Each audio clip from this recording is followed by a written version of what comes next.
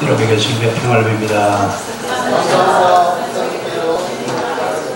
감사합니다. 아래에 계신 분들에게도 같은 은혜 있기 바랍니다. 아침에 비가 참 많이 왔어요. 예고도 없이 오늘 그래서 오시기에 불편했을 텐데 여러분들 수고하셨습니다. 자, 오늘 교회에 있어야 될 일들,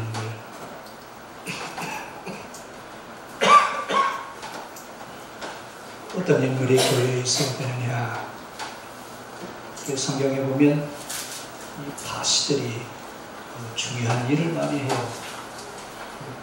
우리 교회도 바시가 있었으면 좋겠다. 근데 우리나라는 성씨가 바시가 없잖아요. 없지? 근데 성경에는 바시가 있어요.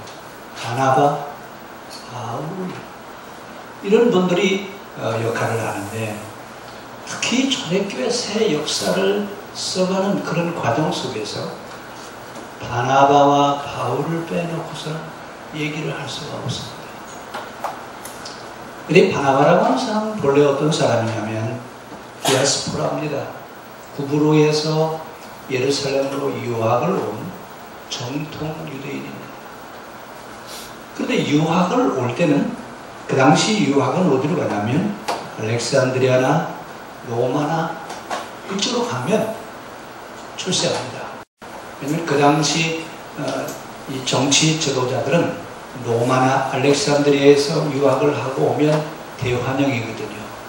근데 이 바나바는 어디로 유학을 왔냐면 예루살렘으로 유학을 온 겁니다. 예루살렘으로 유학을 왔다는 얘기는 신학대학 입학하러 온 겁니다. 신학을 공부하러 왔는데 바울보다도 먼저 기독교로 개종한 사람 중에 한 사람입니다. 그래서 이 바나바의 조카가 누구냐면 우리가 잘 아는 대로 마가죠. 마가의 다락방은 이 바나바의 아마 누인의 집이었던 것 같아요. 그런 부분 여러분, 구브로에서 이 사람들이 어떻게 살았는가 감히 짐작할 수 있습니다. 그 당시 120명이 들어가서 같이 기도할 수 있는 그런, 우리 거실, 여러분 거실에 120명 앉을 수 있는 거실이 있어요. 지금도 120명이 앉을 그 거실을 가지고 있으면 작은 집 아니거든요. 근데 그때 120명이 들어가서 거할 수 있는 다락방을 가질 정도로의 그런 부를 가지고 있었던 사람입니다. 근데 이 사람이 예루살렘에 유학을 와서 정통 유대교인이에요. 정통 유대인인데, 이 사람은 지금 정통 유대인인데 유대인이에요. 기독교로 개종을 했어요. 기독교인이 됐어요.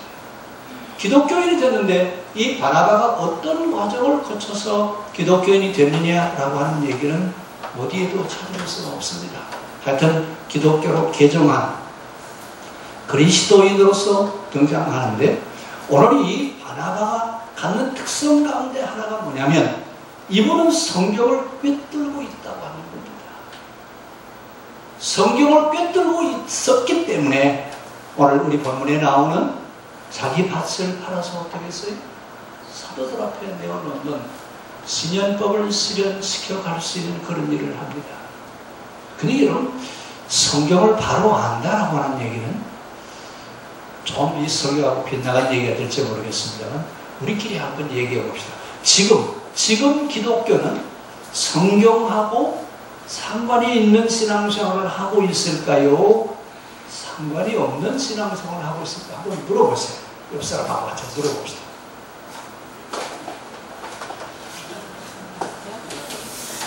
예?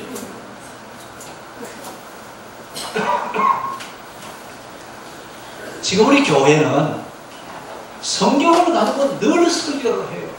그리고 성경 안에 있다고 얘기를 해요. 그런데 성경을 가지고 있고 성경을 얘기하고 있는데 성경과 가장 가까이 있는 그런 성경적 사고 구조를 가지고 신앙생활을 하고 있습니까? 아닙니까? 예? 성경적 기독교죠? 성경대로 신앙생활을 하고 있죠. 놀라운 얘기는요, 지금 우리 기독교는 성경을 가지고 100년 이상 지금 성경을 얘기하고 있는데 성경의 핵심을 꿰뚫지를 못해요. 그런데 우리 역사에서 신학자들이, 여러분 신학자들 기억하시죠?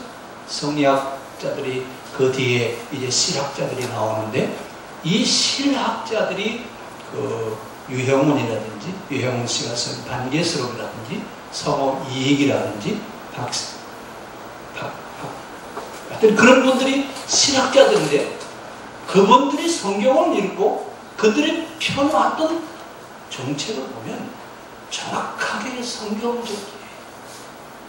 아니 여러분, 우리는 100년 동안 성경을 가지고 있으면서 성경의 핵심을 꿰뚫지 않는데, 조선시대 신학자들은 어떻게 성경의 핵심을 꿰뚫고 성경적인 그런 사고 구조를 가지고 있는 그런 체제를 만들어 가기를 원했을까? 지금도 숙제입니다. 다시 말씀드리면 오늘 우리가 성경을 좀 똑바로 봐야 되겠다 그 말입니다. 성경의 핵심이 뭐냐라고 하는 얘기예요. 오늘 교회는 누가 필요하느냐? 성경을 꿰뚫고 있는, 성경의 핵심을 꿰뚫고 있는 신앙이 필요합니다. 성경과 상관이 없는 신앙생활을 하는 그런 신앙이 말고, 성경과 상관이 있는 성경대로의 신앙을 가지고 있는 그런 신앙인들이 교회 안에 있어야 됩니다. 아이러니컬하게 하게도 우리는 지금 성경을 가지고 있는데도 불구하고 성경의 핵심을 꿰뚫지 못하고 있다고 하는 것이 너무나 안타깝습니다. 근데 놀라운 건요, 어떤 분들은 몇 장 몇 절 어디에 무슨 아주 성경을 다 외우다시피 하고 있어요. 그런데도 성경이 무엇을 우리에게 말하려고 하는지 핵심을 꿰뚫지 못하고 있는 그런 문자에 치우쳐져 있는 신앙으로 가는 걸 보면 너무나 안타깝습니다. 그런데 교회가 시작되어질 때에 성경을 꿰뚫고 있는 사람이 있었는데, 그 성경을 꿰뚫고 있는 이 사람이 초대교회의 복음을 바로 이해하고 교회의 터전을 놓는 아주 중요한 역할을 하는 사람, 바로 누구냐면 바나바.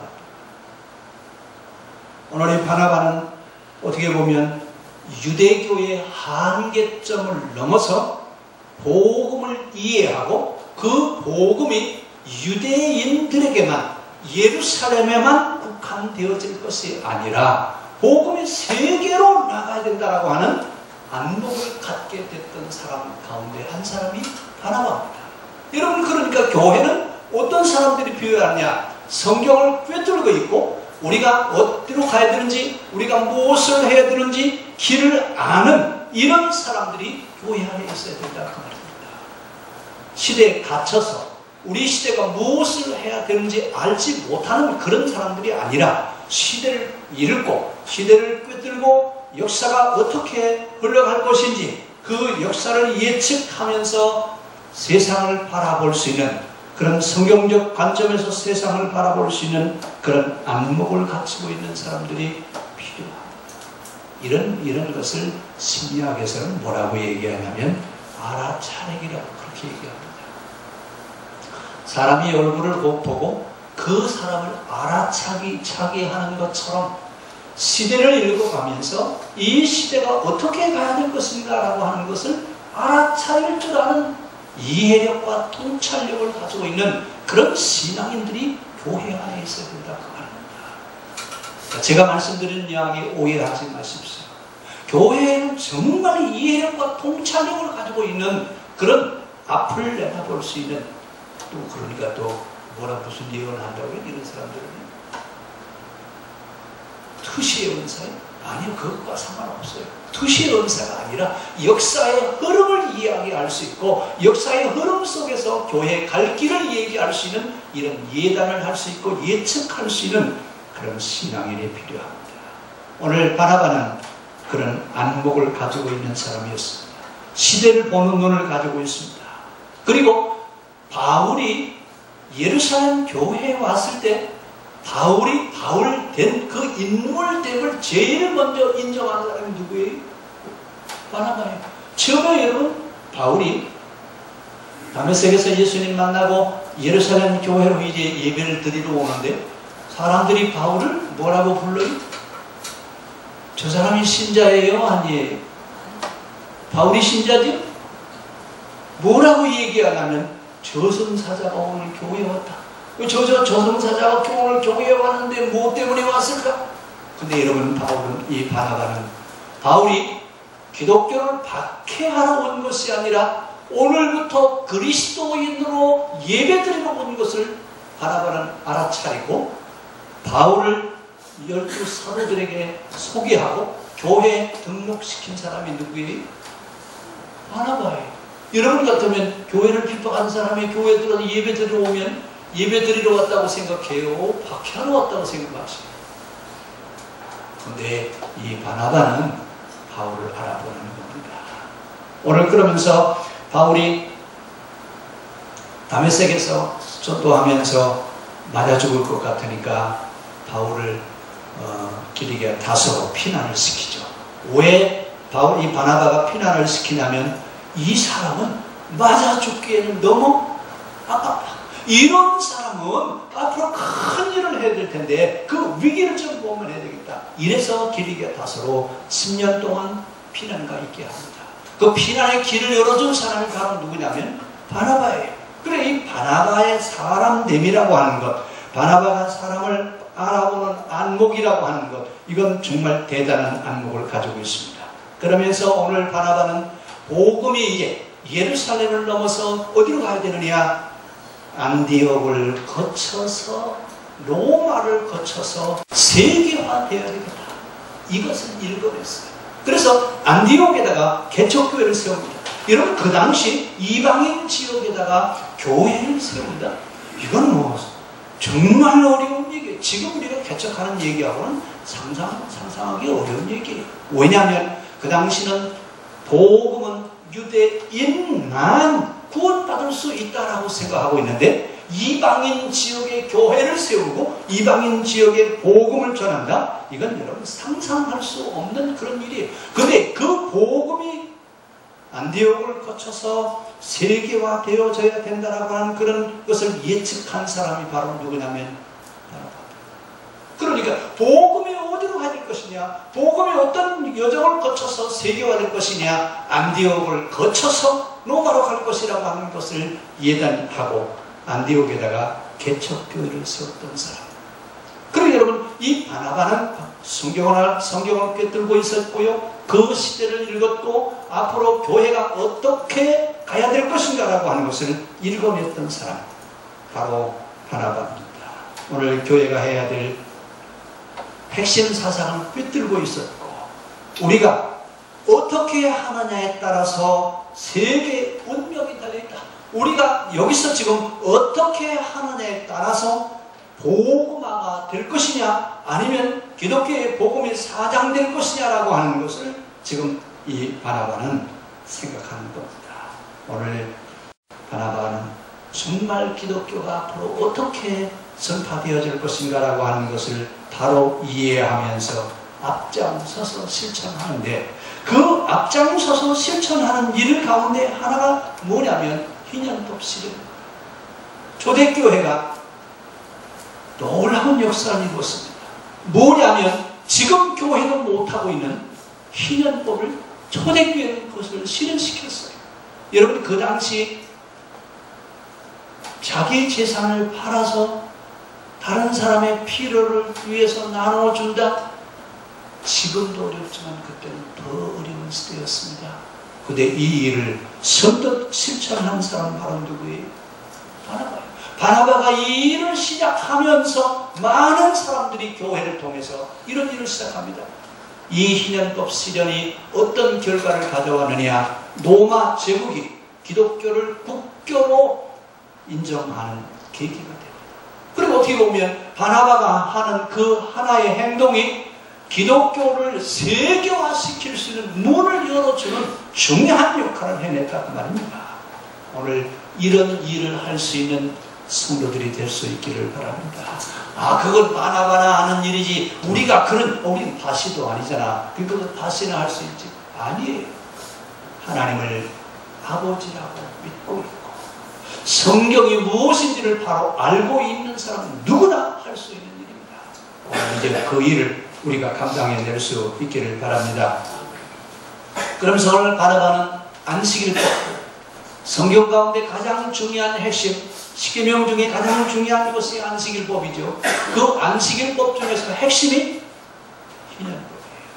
이 희년법을 실현하면 세계가 하나님 나라 될 수 있다고 하는 것을 그는 알았습니다. 오늘 교회에게도 주어진 숙제가 하나 있는데 그 숙제는 희년법 실현입니다. 이 희년법은 하나님을 아버지라고 부르는 신앙인이 아니면 이 일을 할 수도 없습니다. 그래서 이 일을 하게 하기 위해서 11조 훈련을 하는 겁니다. 11조를 하게 하는 이유가 어디 있느냐? 11조 훈련은 곧 희년법 실현입니다. 그 희년법 실현은 이 땅에 하나님 나라를 이루어가는 중요한 역할을 하는데 이것이 실현되어지면 그 시대가 살고 이것이 실현되지 않으면 여러분 그 시대가 망합니다. 그러면 지금 로마 제국도 그랬고 중세시대 여러분 교회가 세상을 다스릴 때 희년법 실현했습니까? 초대교회가 지키고 난 이후에 지금까지 한 번도 이 희년법을 실현한 데가 없습니다. 이스라엘을 불러서 가나안 땅에 들어가시면서 너희는 그 땅에 들어가서 그것을 실현시키라고 여호수아를 통해서 말씀하시죠. 그래서 공평하게 땅을 분배해라. 공평한 땅 분배라고 하는 이야기는 요즘으로 얘기하면 모든 사람에게 동일하게 재산을 나눠줘서 똑같이 살게 하자 그 얘기입니다. 이 이야기를 누가 할 수 있다고요? 교회가 할 수 있습니다. 세상에 있는 사람들한테는 이 일을 하라고 할 수도 없어요. 교회 안에는 우리들이 해야 되는데 그 일을 하기만 하면 그 세대가 살아납니다. 그 세대가 사는 역사가 일어납니다. 이것을 우리 교회에게 하라고 지금 하나님 부탁하십니다. 그 대표자가 바로 누구냐면 바나바입니다. 바나바를 통해서 오늘 이 희년법을 실현합니다. 그러면서 뭐라고 얘기냐? 교회의 모델로 삼아. 그리고 이 바나바와 같이 이런 일을 행하면 교회가 세상을 구원할 수 있는 놀라운 역사를 이룰 수 있다고 말입니다. 오늘 희년운동은 성경의 핵심 사상입니다. 혹시 여러분들 기회가 되시면 그 유형원 씨가 쓴 반개수록이라고 하는 책이 있어요.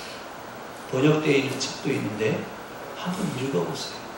그 반개수록에서 유형원이 뭘 얘기하냐면 제일 먼저 토지제도, 세법, 그 다음에 신분제도 철폐, 군역, 병역법, 성지 이 네 가지는 빨리 개혁을 해야 된다 그러는데 그 당시 상황이 유형원 씨의 그 반개수록에 있는 내용을 받아들일 수 있는 형편이 아니었습니다. 만약에 그때 그것을 받아들여서 실현했다면 우리나라가 일본한테 지배당하지 않았을 겁니다. 이렇게 어려운 과정을 거치지 않았을 겁니다.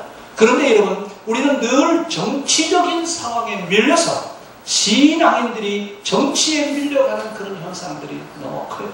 우리는 정치와 상관없이 하나님을 아버지라고 믿는 자들이 이제는 성경의 핵심을 직접할 수 있는 그런 신앙인이 되어야 될 줄로 믿습니다. 결국 희년법의 실천 여부는 세상을 구원하느냐 못하느냐라고 하는 여부가 여기에 달려 있습니다. 오늘 우리가 살고 있는 세상 예루살렘 성전 체제도 왜 망했습니까? 희년법 실현을 아니고 이거 실천하지 못했습니다. 그때도 실천을 못했고 가나안에 있는 이스라엘도 여러분 희년법 실천하지 못했죠. 결국은 여러분 계약 파기가 돼서 망하고 말았습니다. 자, 오늘 희년법 실천은 시내산 계약법의 핵심입니다. 하나님 나라를 보여줄 수 있는 가장 중요한 일이 바로 희년법을 지켜가는 겁니다. 세상을 구원하느냐 구원할 수 없느냐라고 하는 것은 희년법을 지켜갈 수 있느냐 없느냐라고 하는 얘기입니다. 그런데 바나바는 교회가 무엇을 해야 할 것인지 교회가 어디로 가야 될 것인지 바나바는 그것을 알고 성경의 핵심 사상을 실천해 갔습니다. 이것을 바로 이거 우리가 해야 될 일이구나, 이것을 내가 해야 되겠구나 이러면서 복음의 핵심을 이해하고 교회를 바로 세워가는 일을 시작하는 사람 누구였느냐? 바나바. 오늘 우리는 이 바나바와 같은 그런 안목이 우리에게도 있기를 바랍니다. 그러면서 이 바나바는 역사의 흐름을 이해했습니다. 여러분, 역사의 흐름을 이해한다고 하는 건요 굉장히 중요합니다. 지성인이냐 아니냐라고 하는 것은 무엇으로 분별하느냐, 그가 공부를 많이 했느냐 안 했느냐 이것이 문제. 이것으로 지성인이냐 아니냐 구별하는 것이 아니라, 지성인이냐 아니냐라고 하는 것은 역사의 흐름을 이해하고 있느냐. 역사의 흐름을 이해하고 있는 사람들은 지성인이에요. 이것을 이해하지 못하면 결국은 눈은 떴으나 세상을 볼 수 없는 그런 어두운 세상 속에 사는 것과 같습니다. 오늘 역사의 흐름을 이해하는 그런 눈이 우리에게 있기를 바랍니다. 그래서 우리 이스라엘 역사에 대한 이야기, 성경의 역사를 자꾸 얘기하는 이유가 어디 있어요? 성경을 통해서 세상의 흐름을 이해하라 그 말입니다. 어떻게 세상이 흘러갈 것인가 라고 하는 것을 보자 그 말입니다. 오늘 이 바나바는 역사의 흐름을 이해하면서 복음에 갈 길이, 어떻게 복음이 흘러가야 될 것이냐라고 하는 그 길을 알았습니다. 이 길을 열어준 사람이 바로 누구냐면 스데반 집사님의 순교입니다. 스데반 집사님의 순교로 인해서 기독교인들이 이제 예루살렘을 넘어서 이방인 지역으로 흩어지기 시작하면서 어디에까지 기독교인들이 도달해 있냐면 안디옥까지 피난을 가 있습니다. 그 당시 안디옥은 어디냐면 헬라 문화의 중심지입니다. 그러니까 이제는 헤브라이즘이 아니라 헬레니즘의 중심지에도 하나님의 말씀이 전파되어져야 된다고 하는 이야기입니다. 결국은 박해가 선교의 폭을 넓혀가는 계기가 됐습니다. 어떻게 보면 고난을 당한 기독교인들은 고난을 겪었지만 그 고난 당하는 것 때문에 복음의 역사는 이제 세계로 갈 수 있는 그런 문을 열어가는 계기가 됐다 그 말입니다. 그래서 때로는 고난이 우리를 이렇게 유익하게도 합니다. 그래서 성경은 뭐라고 얘기해요? 고난당한 자가 있느냐? 저는 기도해요. 고난이 우리에게 유익을 가져다 주기 때문에 그렇습니다. 오늘 안디옥까지 피난을 간 그리스도인들 때문에 안디옥의 교회가 형성이 됐고 안디옥에서 복음을 증거하기 시작했습니다. 근데 이때 복음이 안디옥에 증거되어질 때 제일 당황했던 사람들이 있어요. 누구냐면 12사도들이에요. 12사도들은 아직도 유대화 되어져서 예루살렘을 넘어갈 수 없다고 생각하는 겁니다. 근데 그때 그 예루살렘을 넘어갈 수 있도록 포문을 열은 사람이 누구냐면 베드로. 베드로가 제9시 기도 시간에 하늘에서 뭐가 내려와요? 자기의 잡다한 동물들을 내리시면서 잡아먹으라. 아이고 하나님 절대 먹을 수, 내가 거룩하다고 했는데 내가 왜 부족하다고 하느냐. 이 사건이 결국은 이방인 세계로 나가는 포문을 여는 계기가 되는 거죠. 이러면서 이제 12사도들의 안목이 넓어져 가고 시작하죠. 이러면서 기독교가 엄청난 그런 파장으로 넓혀가기 시작합니다. 자, 결국 이렇게 복음에 대한 이해의 폭, 복음을 바로 이해하고 그 복음이 이방인 세계로 전해져야 된다라고 하는 확신을 가지고 있었던 사람이 바로 누구냐면 바나바입니다. 그래서 예루살렘을 넘어서 이제는 복음이 어디까지 가야 되냐? 로마까지 가야 됩니다. 로마라고 하는 말은 그 당시 세상 끝까지 간다라고 생각하는 겁니다. 땅 끝까지 주의 복음이 증거되어지기를 원했습니다.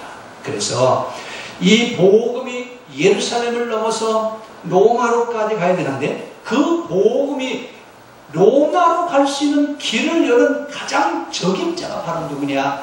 누구였어요? 바나바였습니다.